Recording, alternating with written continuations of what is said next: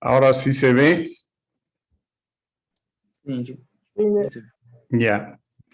Hablaba de que en la técnica viaria se emplean tres tipos de alineaciones: alineaciones rectas o tangentes, en las que el azimut es constante y la curvatura es nula, es decir, las rectas, en términos vulgares, las rectas de la carretera, y las curvas, que pueden ser curvas circulares, en las que el azimut varía linealmente con el camino recorrido y la curvatura es constante, como las curvas circulares en base a un segmento de circunferencia, y las curvas de transición, en las que tanto el azimut como la curvatura varían con el camino recorrido, que normalmente son las espirales cúbicas, las clotoides, que están establecidas para el diseño planimétrico de la carretera. Entonces, en resumen, lo que tenemos que trazar en el diseño geométrico en planta son rectas y curvas horizontales. Esos son los dos elementos que debemos trazar en una planimetría de una carretera. Aparentemente suena sencillo, son dos elementos geométricos fáciles de diseñar, pero no es tan sencillo porque debemos considerar otros aspectos más para esas alineaciones rectas y esas alineaciones curvas. Cuando hablamos de las alineaciones rectas o tangentes, la función y necesidad de estos elementos es que al salir de una curva que es recorrida a una velocidad limitada, los conductores que circulan aislados pueden acelerar en la alineación recta siguiente hasta alcanzar una velocidad que estimen deseable. Si las prestaciones de su vehículo lo permiten, o hasta que la proximidad de la siguiente curva les haga desacelerar. Entonces, un primer elemento es pensar en rectas y curvas en la carretera, y pensando que después de una curva voy a tener una recta donde pueda imprimir mayor velocidad hasta donde lo permite la habilidad del conductor o la potencia que tiene un vehículo. Y en el caso de o la presencia de una otra curva donde otra vez tengo que desacelerar y seguir adelante. Entonces, siempre va a haber esa posibilidad de elementos de rectas y curvas. ¿Cuál debería ser el criterio de un proyectista de carretera? El criterio general debería ser de trazar geométricamente un alineamiento de una carretera con más cantidad de rectas y menos cantidad de curvas, porque eso le daría mayor velocidad, mayor seguridad, mayor posibilidad de visibilidad, todos elementos favorables a la carretera. En cambio, una carretera con muchas curvas es insegura, con posibilidad de accidentes, no podemos imprimir grandes velocidades, no tenemos la visibilidad necesaria en todos los tramos. Entonces es desfavorable que el trazado de una carretera sea con más curvas que rectas. Sin embargo, ese elemento de tener más rectas que curvas, si bien está en manos del proyectista, o sea, del ingeniero civil vial, no es tan simple como querer hacer rectas y hacer un trazo de rectas sabiendo que por delante me puedo llevar cerros, ¿no?, de movimiento de tierras. y puedo hacerla inviable la construcción por lo costoso que puede representar ese movimiento de tierras. Entonces, hay también limitaciones económicas y limitaciones técnicas que inciden en este trazado. De todas maneras, hay la hipótesis general que debemos manejar todos los proyectistas de carreteras es que intentemos hacer más rectas que curvas. Las alineaciones rectas resultan especialmente indicadas en los terrenos llanos, donde sea preciso adaptarse a algún condicionante externo que sea recto, en las proximidades de las intersecciones o de las conexiones con otras vías, donde resulte necesario detenerse, como en las estaciones de peaje, y en las carreteras de calzada única con 2 carriles, en las que adelantar a otros vehículos más lentos es peligroso. Entonces, hacer alineaciones rectas tiene estos criterios y estas recomendaciones que podemos tomarlas para cuando estamos haciendo el trazado.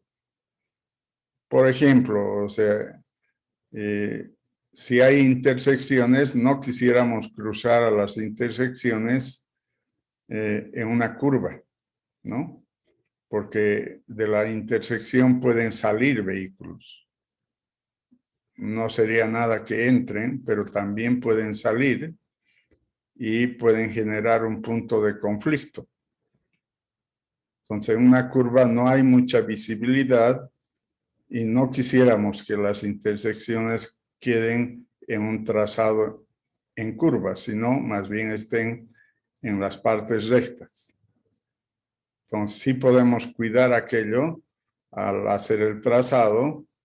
Entonces, sí evito tener trazos curvos en aquellos lugares donde voy a tener intersecciones hacia otras carreteras. O en el caso de que tengamos las estaciones de peaje, tampoco es recomendable que las estaciones de peaje estén en un tramo curvo, porque a la estación de peaje hay que detenerse y se forman colas para pasar esa estación de peaje. Entonces es peligroso que estén tramos curvos porque no daría el tiempo para detenerse. Por ese motivo se recomienda que las estaciones de peaje estén en tramos rectos. Entonces así, todos estos elementos tengo que considerarlos al momento de estar haciendo el trazado geométrico.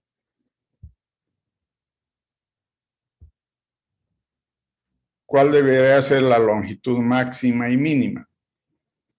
La velocidad que pueden alcanzar los vehículos en las alineaciones rectas de gran longitud solo está limitada por la inclinación de la rasante.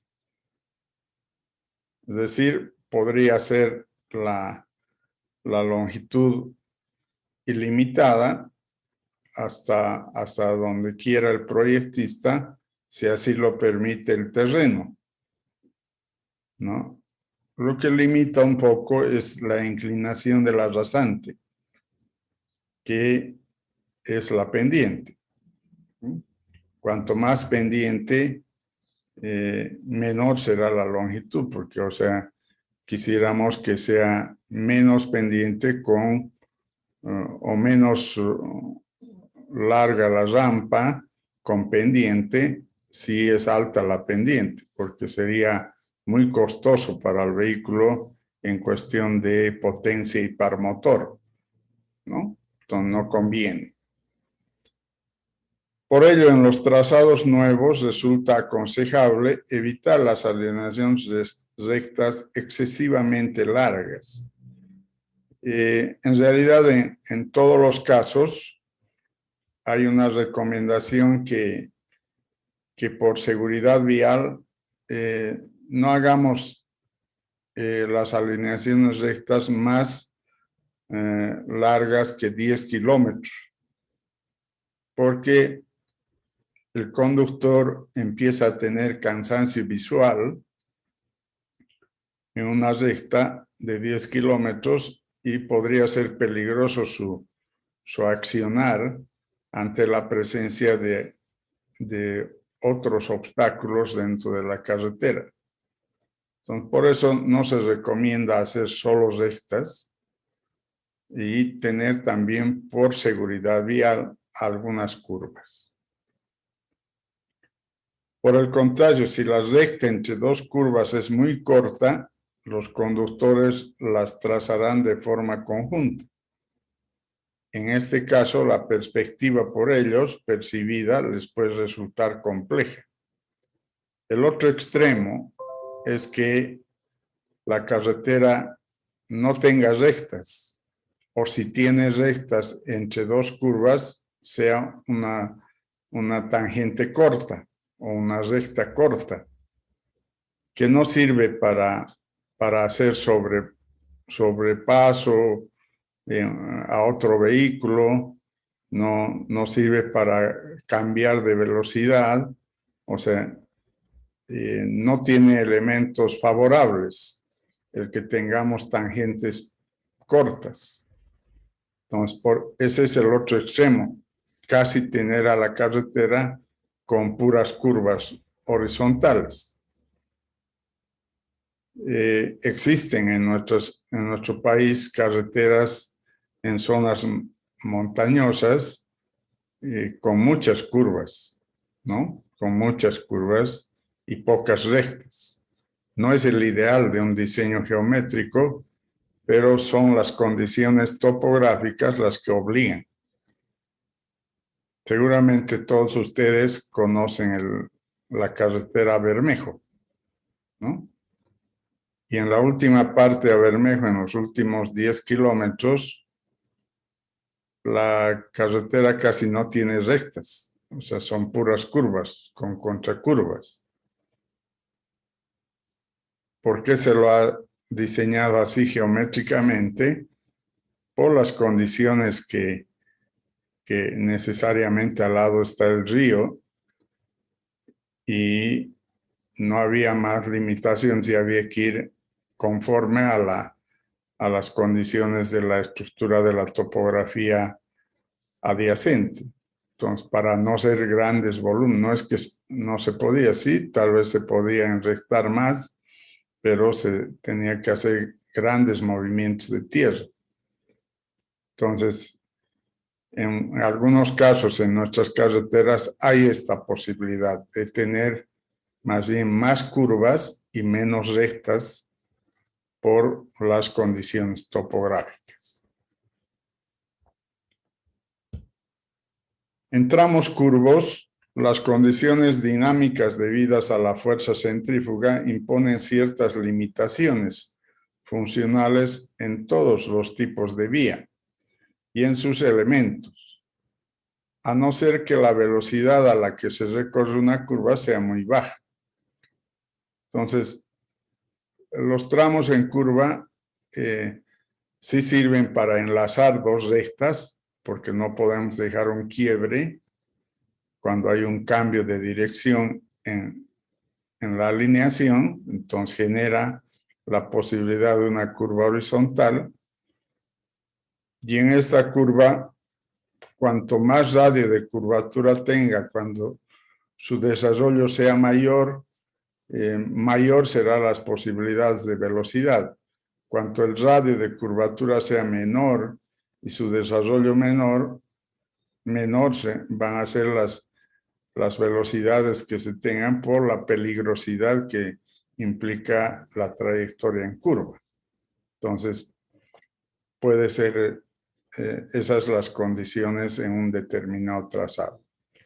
En esas condiciones, la elección de dicha velocidad forma parte del funcionamiento del sistema global constituido por el conductor, el automóvil y el entorno. Les comenté en algún momento en velocidad, nuestra norma, si bien tenemos la velocidad de proyecto, pero para fines del diseño en curvas, establece la posibilidad de utilizar la velocidad percentil 85. ¿Qué quiere decir la velocidad percentil 85? Tomar el 85% de la velocidad de proyecto y considerar que el 85% del volumen de tráfico va a ir a esa velocidad y va a haber un 15% que va a ir a una velocidad mayor. Esa es la percepción de la velocidad percentil 85, que sí nuestra norma nos permite utilizar solo en tramos curvos para decir que vamos a diseñar una curva, pero no para la velocidad de proyecto normal. Por ejemplo, si es 100 kilómetros hora la velocidad de proyecto, el percentil 85 de una curva es 85 kilómetros hora. Entonces, la curva la voy a diseñar con velocidad de proyecto de 85, no de 100. Eso lo permite nuestra norma y algunas normas en algunos países. En algunas no, y se mantiene la velocidad directriz o de proyecto. Bueno, y entonces con todas esas consideraciones para la parte recta y para la parte curva, podemos entrar ya al trazado del alineamiento en planta. Hay un proceso para este trazado.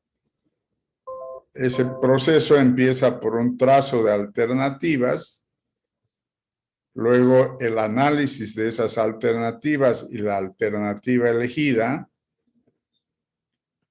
Luego hacemos un trazado preliminar sobre la alternativa elegida, ya con pendiente, un trazado preliminar con pendiente. Luego ajustamos ese trazado para mejorar geométricamente con el criterio de mayores rectas y menores curvas. Y finalmente hacemos un enlace de las tangentes o rectas con curvas horizontales y obtenemos el trazado definitivo. Ese es el proceso en la planimetría. Entonces vamos a ir desglosando uno por uno para este trazado en planta. El primer paso es las alternativas. Entonces, la mayoría de los proyectos de carreteras en planimetría debería ser un primer proceso haciendo alternativas de trazo en forma muy gruesa. No es diseño, sino es un trazo alternativo que no tiene definidas detalles geométricos, sino simplemente es una alternativa de llegar del punto inicial al punto final. En esta diapositiva que les muestro, la carretera debe ir desde el punto A hasta el punto B. Entonces, aquí están marcadas con diferentes colores unos trazos alternativos para ir del punto A al punto B. Hay una línea amarilla por la izquierda que me permite ir del punto A al punto B en 5 subtramos de diferentes longitudes y diferentes condiciones dependientes seguramente, yendo por la parte izquierda del trazo. aparentemente estoy utilizando la parte más alta del terreno. Hay otro trazo, un segundo trazo, que se enmarca en una senda ya existente que se utiliza por los vehículos para ir del punto A al punto B. Y entonces allí hay un trazo más corto y que está basado en esa trayectoria de esa senda ya existente. Y una tercera alternativa marcada con un color azul que tiene la característica de ser más corta que la primera, pero más larga que la segunda, y va por el sector más abajo del terreno, tratando de encontrar la parte más angosta para pasar la quebrada. Entonces son criterios del proyectista que se plantea 3 alternativas para ir del punto A al punto B. Ese es el primer paso. ¿Cuál es la regla para hacer las alternativas? No hay una regla, no hay una fórmula que les pueda dar para decir con esta fórmula hagan el trazo 1, el trazo 2 y el trazo 3. No hay. Entonces, es la habilidad del proyectista para considerar aspectos que le hagan mejor al trazado. Entonces, puedo hacer las alternativas, pero tengo que evaluar esas alternativas porque tengo que elegir alguna de ellas. Entonces, ¿cuáles son los criterios de evaluación?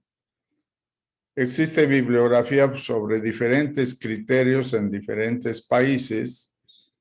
Nosotros vamos a tomar 3 criterios que normalmente lo usamos más y lo usan la mayoría de los países sudamericanos también. ¿Cuáles son los criterios para el análisis de alternativas? La primera es la longitud, ¿no? ¿Cuál es el pensamiento de los proyectistas de carreteras? Hacer la unión entre un punto A y un punto B a la distancia más corta, de manera que la longitud sea más corta y que sea más factible hacer esa carretera, no a la longitud más larga, porque va a ser más costosa, va a implicar más años de construcción de la carretera y más costo. Entonces, no es lo más conveniente. Entonces, siempre los proyectistas apuntamos a ir a la longitud más corta. Cuando hablamos de longitud virtual, no es una longitud específica de la magnitud en longitud, o sea, sino que es una longitud virtual calculada con la longitud y con el trabajo que realiza el vehículo en esa longitud. Y ese trabajo depende de la pendiente y de la superficie de rodadura. Entonces, esos 2 elementos son sumados y se obtiene una longitud virtual. Y será la menor longitud virtual la mejor alternativa. Además de que es uno de los parámetros, es el parámetro principal y efectivo en la elección. Es decir, podríamos tener diferentes longitudes virtuales, diferentes porcentajes de roca y diferentes obras de arte mayor en número de puentes, pero el que va a mandar en la elección es la longitud virtual. Obviamente lo más ideal sería tener la menor longitud virtual, el menor porcentaje de rocas y la menor cantidad de puentes. Pero si no se da ese caso, el que va a mandar es la menor longitud virtual. Ese es el criterio. ¿Cómo se calcula esta longitud virtual? Entonces, aquí tenemos la fórmula, es la sumatoria de las longitudes parciales más el elemento que nos da el trabajo del vehículo, que es la pendiente parcial sobre el coeficiente de rodadura por la longitud de cada subtramo y esa haciendo una sumatoria, ¿no?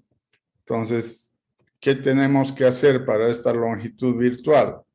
Si nos vamos al gráfico y queremos hallar la longitud virtual entre A y B del tramo con demarcación amarilla, entonces tenemos que tiene 1, 2, 3, 4, 5 subtramos.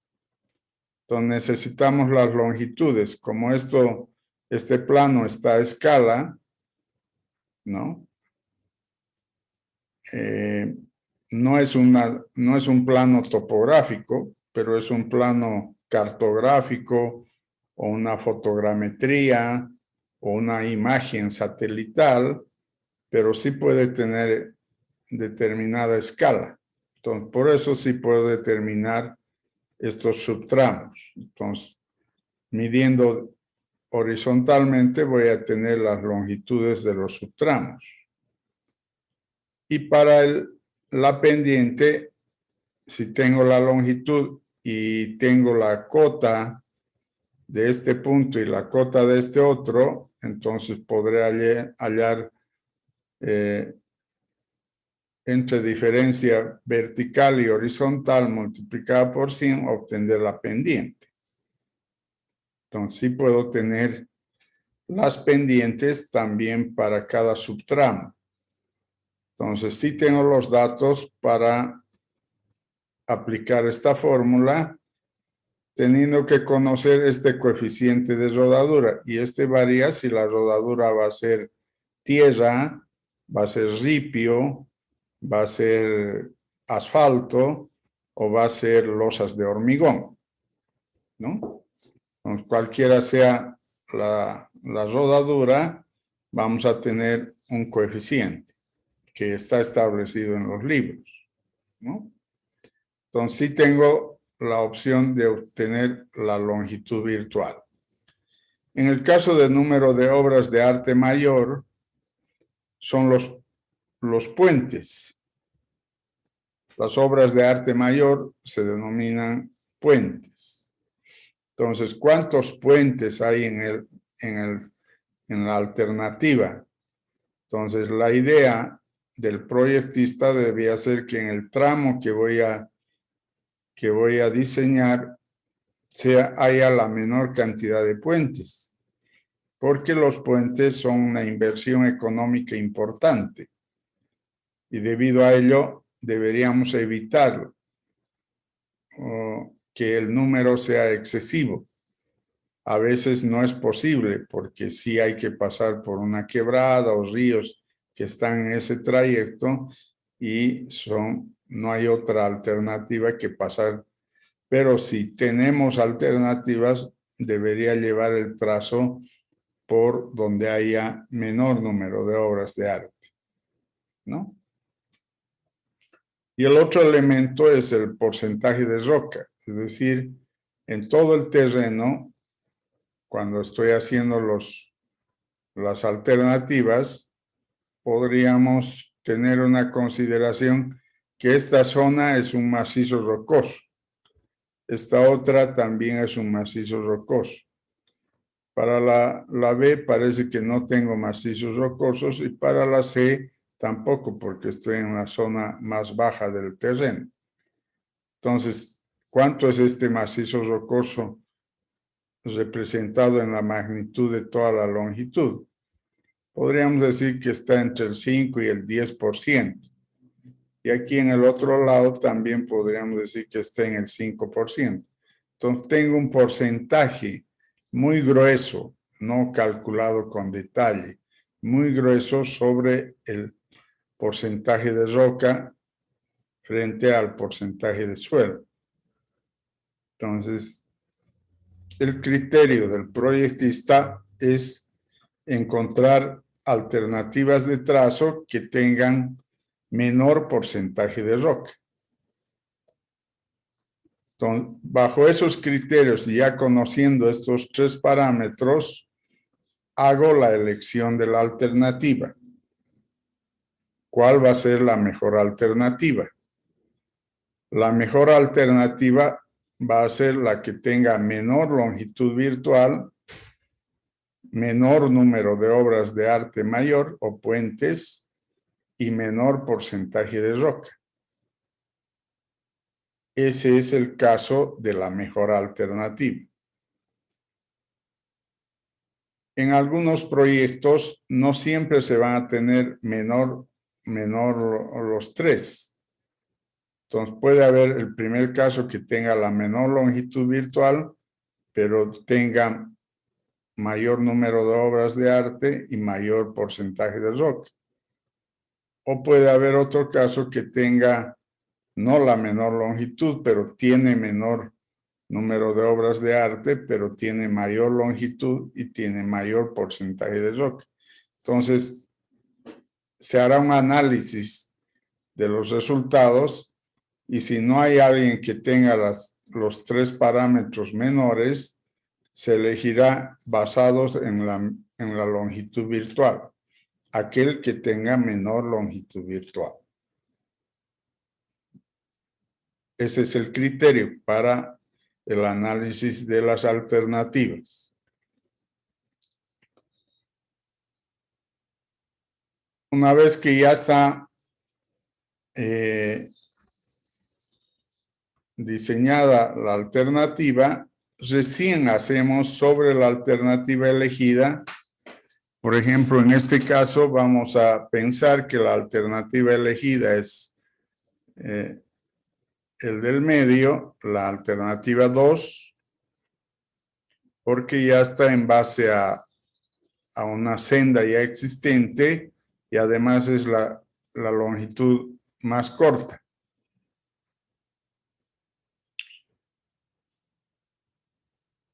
Ante esa situación, entonces, sobre esa alternativa elegida, hacemos el levantamiento topográfico final.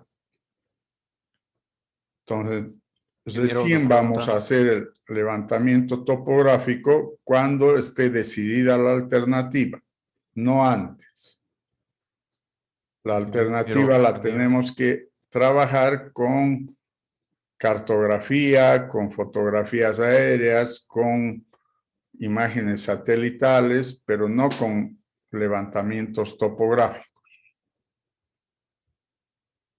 Cuando ya está elegida, recién hacemos el levantamiento topográfico. ¿Y cómo lo hacemos el levantamiento topográfico? Lo primero que hacemos es determinar la posición del punto A y el punto B, que es inicio y final de la carretera.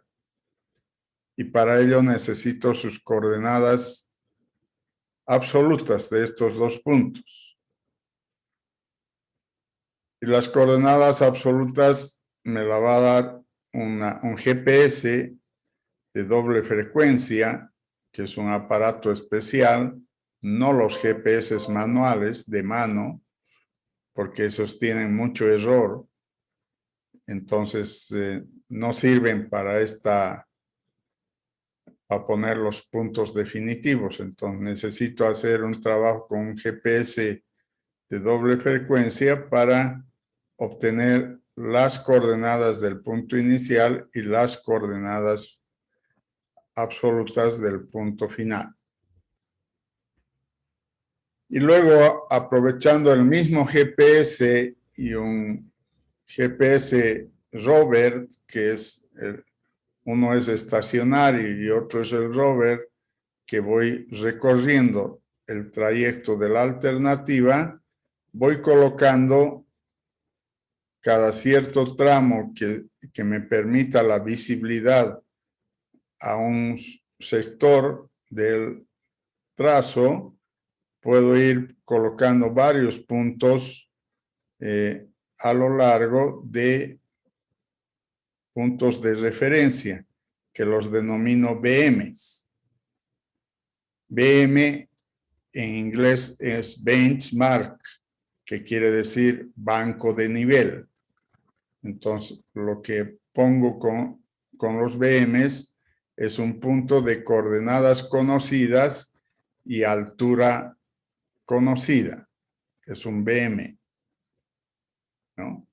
Entonces, coloco los BMs a lo largo de esta trayectoria para que me sirvan de apoyo al levantamiento topográfico. Y después voy recorriendo y sacando información topográfica alrededor de los puntos BM. Entonces, la estación total saca puntos alrededor en 360 grados. Entonces, alrededor del punto BM me voy a obtener todos los puntos. Y cuando es necesario poner puntos auxiliares, también pongo un punto auxiliar para recorrer a mi equipo y buscar otro punto de estación para sacar toda la información. Entonces, ese es el trabajo topográfico si hago con estación total, que es lo más normal en nuestros proyectos, aunque no deja de ser ahora importante el uso de otras tecnologías como es el método LIDAR, que son tomas escaneadas de un avión a todo el trayecto en franjas fotogramétricas que después las pongo en diferentes programas informáticos a una topografía, ¿no? Y obtengo las curvas de nivel. Entonces, cualquiera sea el método, mientras más actualizado y moderno sea, mejor. En los últimos años también la utilización de la topografía a través de los drones está siendo usado porque es muy conveniente. O sea, los drones pueden hacer la toma de datos y después con esa toma de datos vaciar en gabinete y poder sacar la topografía del terreno. Entonces hay varias formas, ¿no? Para obtener esa topografía. Y una vez que tengo esa topografía, la represento en curvas de nivel, pero ya en curvas de nivel para diseño.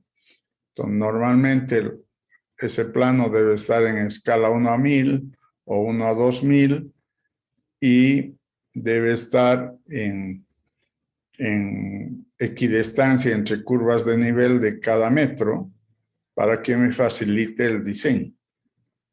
Entonces, puedo tener las curvas de nivel y hacer el trabajo del trazado en planta. ¿Cuál es el primer paso que debo hacer? El primer paso es el trazo con pendiente. ¿En qué consiste el trazo con pendiente? Cuando tengo que llevar un trazo del punto A al punto B, yo tendría que ver, para trazar, lo más fácil sería dibujar un trazo y en ese caso lo más conveniente que sea una línea recta, ¿no? Entre dos puntos y ese sería el mejor trazo. Pero no es eso el diseño.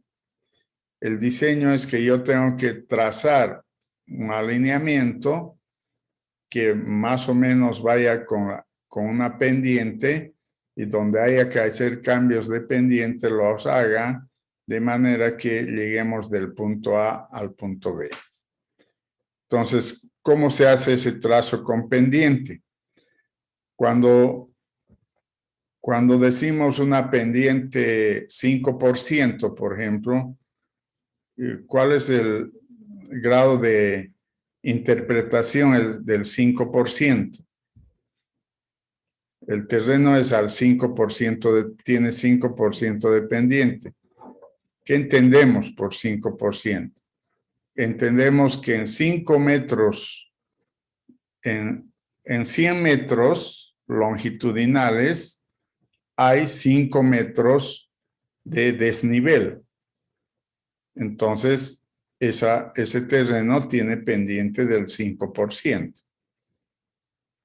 Entonces, hay una relación de distancia horizontal y de distancia vertical para una pendiente.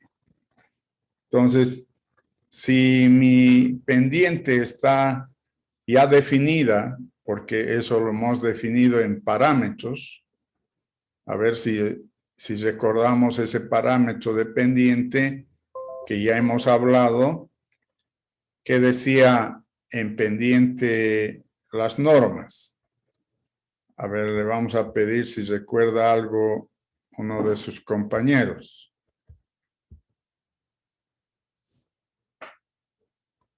A ver, Edson Garnica.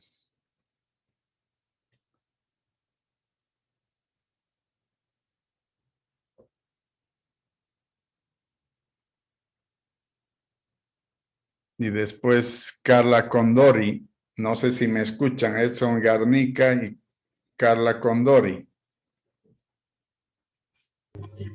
¿Qué tenemos que hacer, Inge? Disculpe, es que se me fue la luz y me desconecté de la clase. Carla, estoy preguntando si recuerdan que hemos avanzado en pendiente. ¿Cuáles son las pendientes que maneja la norma ABC?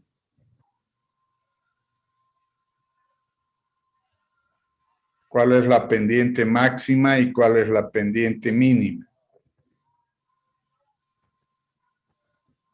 para una carretera? ¿Alguien que recuerde?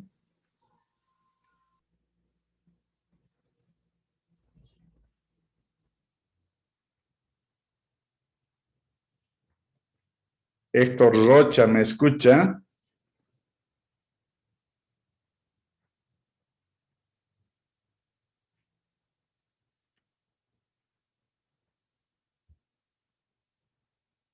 Inge sería la pendiente transversal y la pendiente longitudinal. No, estamos hablando solo de la pendiente longitudinal. ¿Cuál sería para la norma ABC la máxima y la mínima? Para la mínima sería una pendiente de 0,5. Perfecto. Y de la máxima, no me acuerdo. Bueno, en la norma ABC nos permite una pendiente hasta el 12% para un caso de velocidad. Si vuelven a revisar la tabla, nos permite hasta el 12% en algunos casos, ¿no? O sea, depende de la velocidad del proyecto, por supuesto. Pero definida la pendiente, definida porque tiene que estar definida, entonces sí podemos hacer por una regla de 3, si la pendiente definida es 5%, sabemos que 5 metros de desnivel hacen 100 metros. Y ahora, como el trazo tiene que estar entre curvas de nivel, entonces, y si la equidistancia va a ser cada metro, entonces ya sabemos que a 1 metro de equidistancia, de desnivel, ¿cuánto le correspondería en distancia horizontal? Y de esa regla de 3 sacamos esta abertura de compás que le llamamos en carreteras. esta abertura de compás que nos sirve para marcar el trazo entre dos curvas de nivel continuas. Entonces, de esa forma hallamos todos los trazos entre curvas de nivel. Cada curva de nivel hacemos un trazo y vamos demarcando el trazo con pendiente. ¿Toda la carretera hacemos con una pendiente? No. Debemos cambiar de pendiente. ¿Cuál es el criterio de qué pendientes utilizamos entonces? Si tenemos una máxima, pero no tenemos, y tenemos una mínima, pero tenemos un rango entre 0,5 y si la pendiente máxima es 9%, tenemos entre 0,5 y 9% varias posibilidades de pendiente. Entonces, para hacer el trazo, el proyectista debe elegir. ¿Cómo voy a elegir? ¿Qué pendiente voy a hacer? Entonces, el criterio general es que para zonas más planas hago con pendientes más bajas.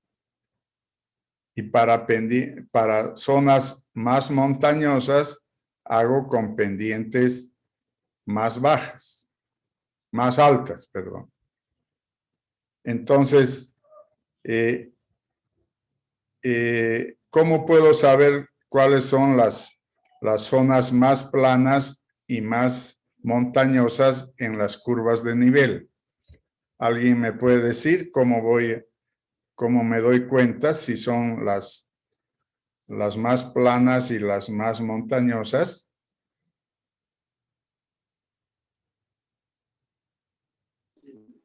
Por las curvas de nivel. Dependiendo de la equidistancia en G, si son más grandes, requiere, si son más juntas, creo que es cuando... Ya, o sea, cuanto más separadas las curvas de nivel, es pendientes más bajas. Sí. O es más plano. Y cuando las curvas de nivel están más unidas, es una zona más montañosa y la pendiente tendría que ser menor, ¿no?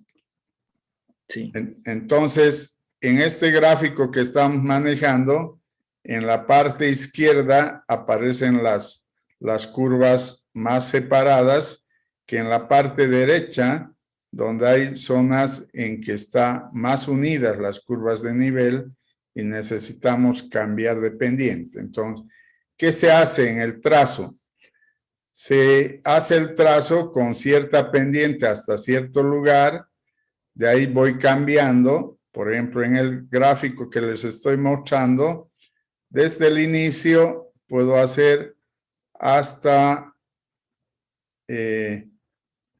la parte de donde está el compás con una pendiente, desde donde está el compás hasta la parte superior, pero no entrando a la cima, puedo hacer con otra pendiente y a esta parte que estoy en la parte más alta de las curvas, puedo hacer con otra pendiente distinta porque las curvas ya están muy unidas, ¿no? Entonces, puedo cambiar cuantas veces sea necesario el trazo o la pendiente para el trazo que voy a hacer en la carretera. Entonces, esto es muy importante porque eso no lo va a hacer un dibujante, ¿no? El dibujante va a agarrar en la computadora y va a hacer una línea aquí, otra línea allá, y eso no es diseño. Eso no es diseño, es un dibujo. Lo que estamos enseñando es un diseño.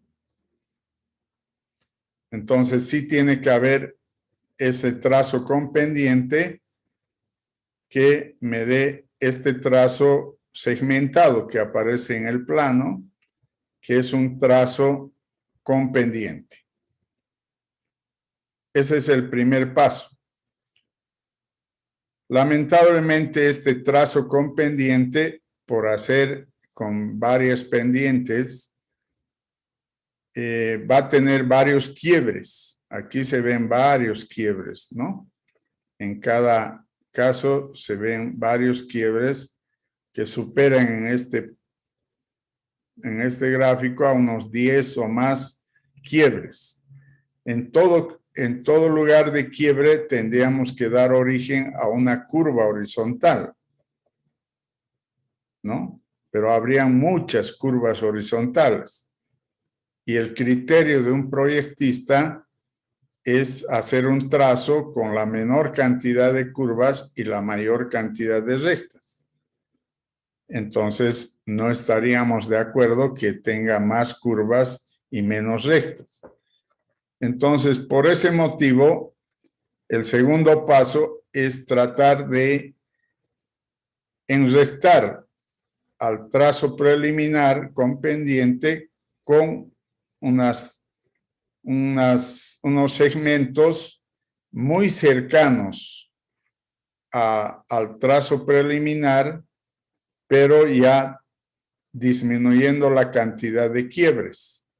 Entonces ahí aparece una línea azul que solamente hace un trazo, 2, 3 y 4 trazos y genera 3 quiebres, donde habrá necesariamente 3 curvas horizontales. Pero hemos disminuido de las más de 10 que teníamos antes. Entonces, este es el trazo definitivo. Pero este trazo, comparado con el trazo con pendiente definida, sí hace una variación de pendientes. Porque, por ejemplo, vamos a tomar un ejemplo. En esta parte inicial, el trazo del segmentado para ir de esta curva a esta curva tiene esta longitud, ¿no? Tiene esta longitud segmentada entre curva y curva. Pero la línea azul, para ir entre esa misma curva y la otra, tiene un segmento más pequeño. ¿Qué hemos hecho con la pendiente? ¿Hemos subido la pendiente o hemos bajado la pendiente?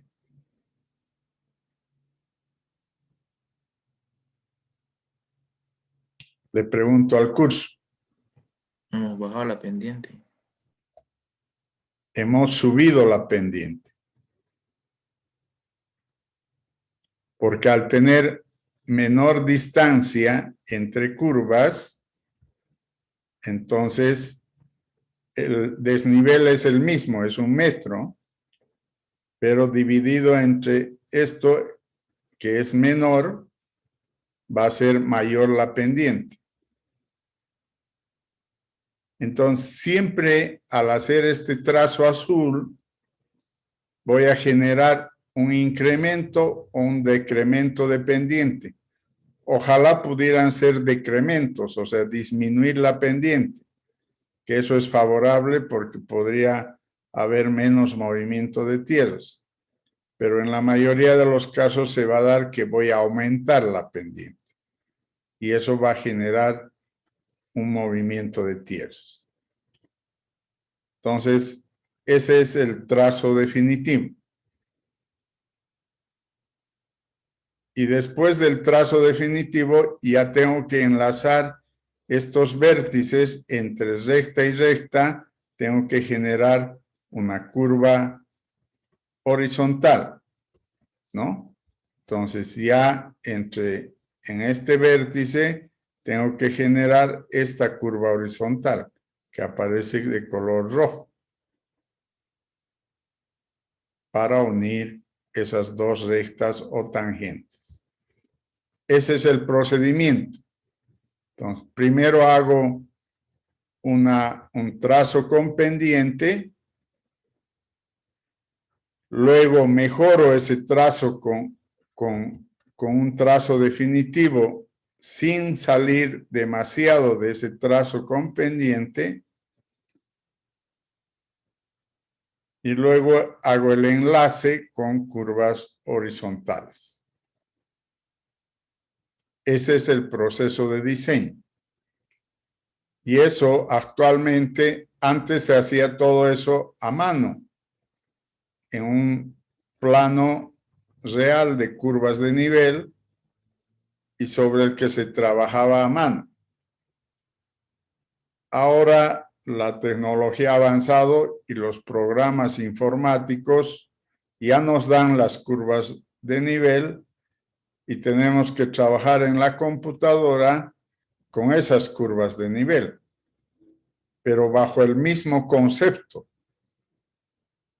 Entonces tengo que buscar el mecanismo con la computadora de hacer esos trazos preliminares, hacer el trazo definitivo y el enlace con curvas horizontales. El enlace con curvas horizontales los va a hacer muy sencillo el programa porque ya tiene establecido el programa el enlace con curvas horizontales. Solo les va a pedir algunos datos y ya va a dibujar las curvas horizontales. Pero lo que no se los va a hacer es hacer ni el trazo con pendiente definida, ni el trazo definitivo, porque eso es criterio del proyectista.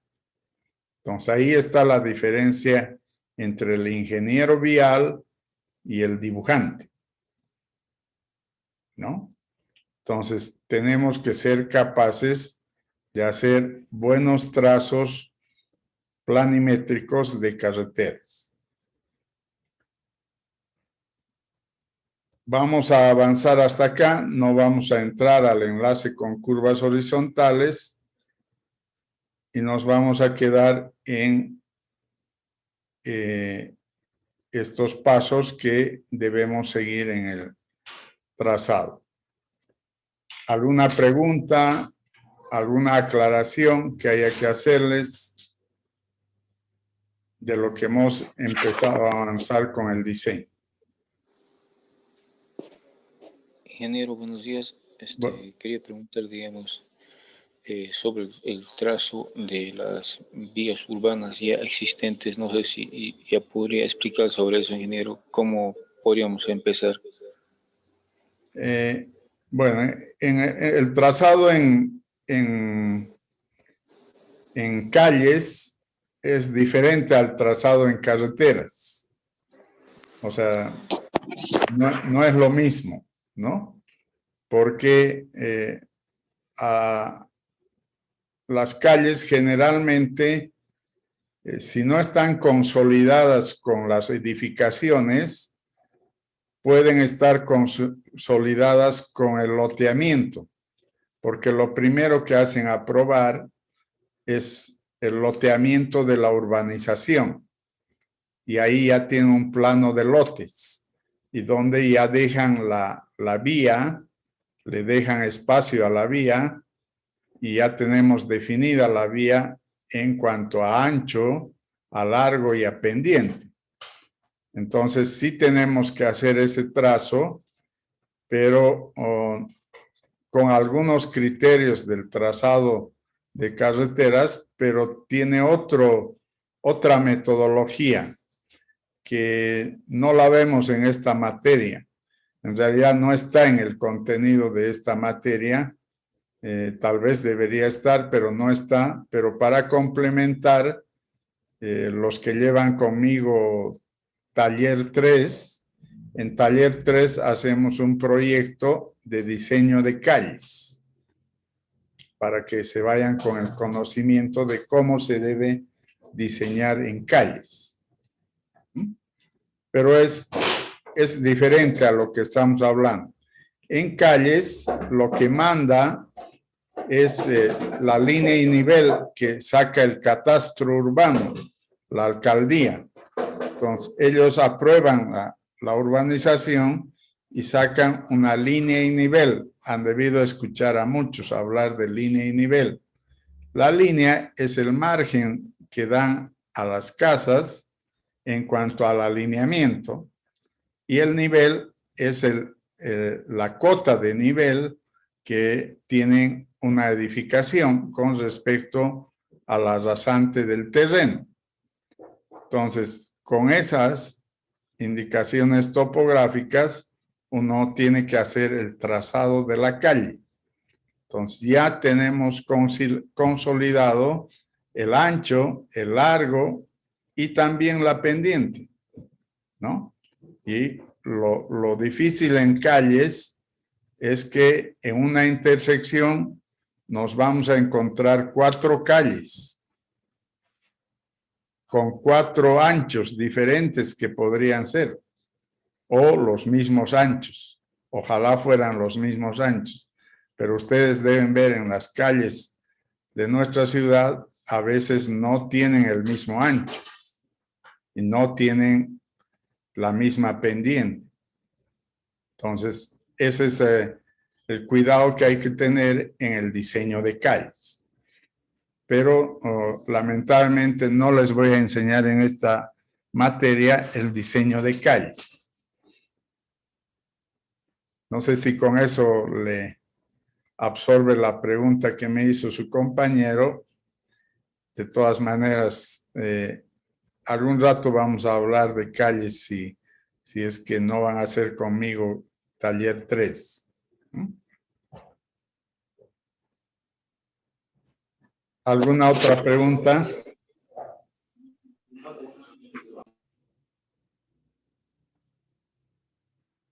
¿Alguna otra pregunta sobre lo que hemos avanzado? Ingeniero, buen día. Buen día. Buen día, ingeniero. Una pregunta, cuando usted estaba explicando sobre el trazado final, ¿se toma en cuenta el precio final del proyecto en el trazado? Por decirle, si un trazado que tiene su longitud virtual mínima es más costoso que otro que tiene un poco más y tiene menor obras de arte, ¿se tomaría en cuenta el precio al final del proyecto para escoger? Sí, un poco la elección está en el equilibrio técnico-económico, ¿no? Entonces, si tengo muchos puentes, es caro. Por eso quiero menos puentes. Si es más larga la carretera, es más costosa. Quiero una longitud virtual menor. Pero tengo que hacer un equilibrio. No es lo mismo que aumente mi longitud virtual 1 kilómetro, que más o menos cuesta $1.000.000, y que por aumentar ese kilómetro disminuya 3 puentes. Y esos puentes pueden costar más de $1.000.000, ¿no? Entonces, tiene que haber un equilibrio económico. Que no lo vemos en el momento de hacer el diseño, ¿no? Así con valores exactos, pero sí con valores referenciales, ¿no? O sea, sí hay un valor de referencia, cuánto cuesta cada metro de un puente construido, sí hay una referencia de cuánto cuesta o cuánto cuesta el kilómetro de carretera. También hay una referencia, entonces sí podemos hacer una evaluación al momento de buscar la mejor alternativa.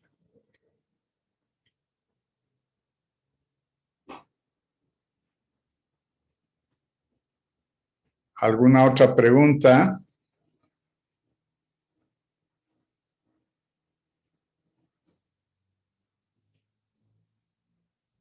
Ahora yo les voy a hacer entonces algunas preguntas, pero no sobre lo que hemos avanzado.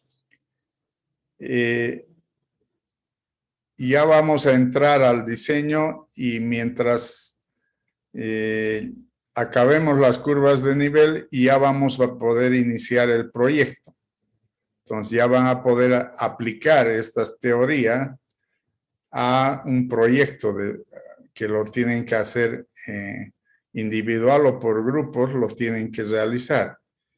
Entonces, hasta lo que hemos hablado, y revisando un poco sus conocimientos topográficos, todos han hecho un plano de curvas de nivel.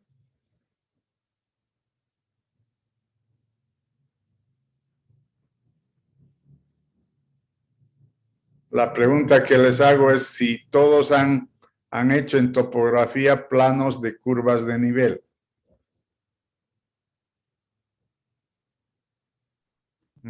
Por mi parte, sí, ingeniero. Sí, que Ingeniero, por mi parte igual.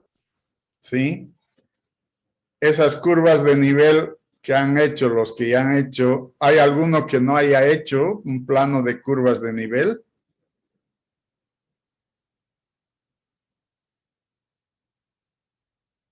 Creo que no hay, entonces todos sí han hecho curvas de nivel. ¿Esas curvas de nivel las han graficado a mano o las han graficado en un programa computacional? Civil Los 3D, dos, Inge. a por mano. Civil 3D, nosotros. Mano. Ya, en el Civil 3D, ¿hay alguno que haya graficado a mano o no?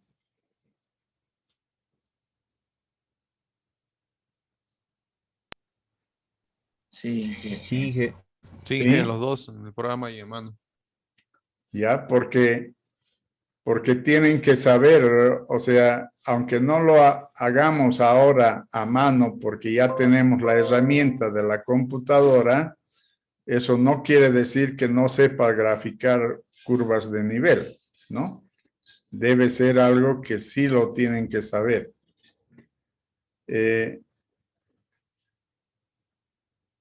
¿Cuál es el problema en la computadora para la graficación de curvas de nivel? El problema de la graficación es que hace una interpolación la computadora entre puntos y podría distorsionar las curvas de nivel, ¿no? Si yo tengo una línea recta entre entre sus extremos, hay un desnivel de cotas de 5 metros, lo que nos va a dibujar la computadora son 5, si estoy pidiendo cada metro, son 5 curvas de nivel, ¿no? Pero si en entre esos 5 metros, a los 250 hay una quebrada que no la he sacado el punto, las curvas de nivel no la van a mostrar a la quebrada, ¿no? Van a pensar que todo es normal. Entonces, la computadora no piensa, no sabe los detalles del terreno y puede hacer un gráfico muy elegante de curvas de nivel, pero que no sea real al terreno. Eso quiero que lo tomen en cuenta como ingenieros, porque es muy fácil. Si han manejado el Civil 3D, es muy fácil hacer las curvas de nivel y que el plano salga muy bonito, las curvas de nivel.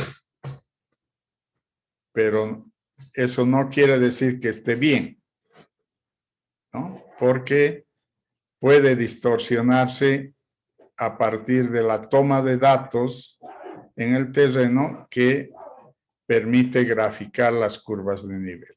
Entonces hay que tener cuidado con esa situación. En realidad no les voy a hacer graficar curvas de nivel, pero sí tienen que saber interpretar el plano de curvas de nivel que les vaya a dar para sus proyectos, ¿no? Otra pregunta más. En las curvas de nivel, en la diapositiva que está ahí en pantalla, ya hemos preguntado cuándo cuando se nota que el terreno es más plano que más ondulado o más montañoso, cuando las curvas de nivel son más separadas o más unidas. ¿Cómo se nota la representación de un río o quebrada? ¿Alguien me puede decir dónde está el río o quebrada en el plano de curvas de nivel y cómo se nota eso?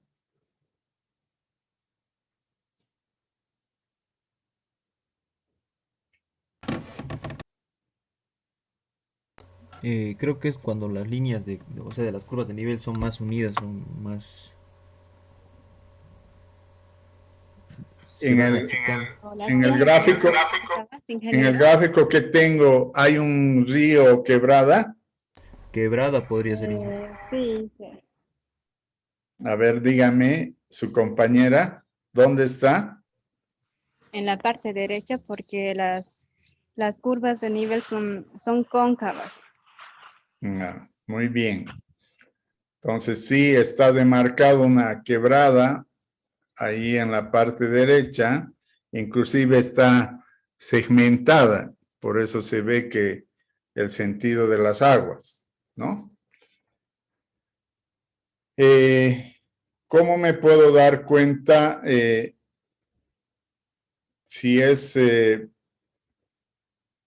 además de ser plano o montañoso, si es un cerro o si es un hueco?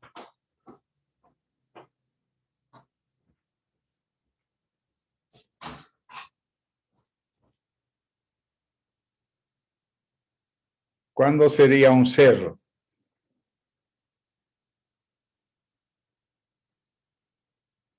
Cuando las curvas van aumentando, o sea, el valor de las curvas. Están aumentando. O sea, cuando las curvas van aumentando de menor a mayor, entonces se está formando un cerro. Pero cuando las curvas son de mayor a menor, entonces se puede estar formando un hueco, ¿no? Bueno, recuerden un poco, revisen sus apuntes de topografía, porque sí ya los vamos a empezar a necesitar para cuando entremos a hacer el proyecto. Entonces, y también quienes saben manejar Civil 3D, un poco repasen eso porque vamos a necesitar. Y no hemos hablado de eso, pero la próxima clase vamos a hablar si es que hay gente que no sabe manejar el Civil 3D y quieren que les gestione un curso con algunos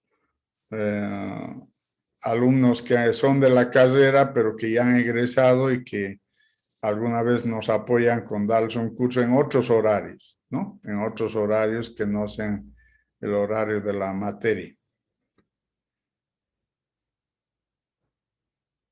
Bueno, con eso hemos terminado esta clase y nos volvemos a encontrar el día sábado.